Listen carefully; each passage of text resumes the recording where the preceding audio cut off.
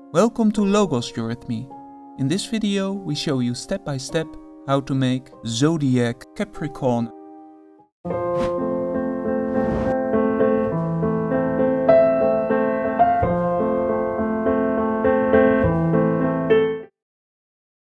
Clench your left hand slightly to a fist.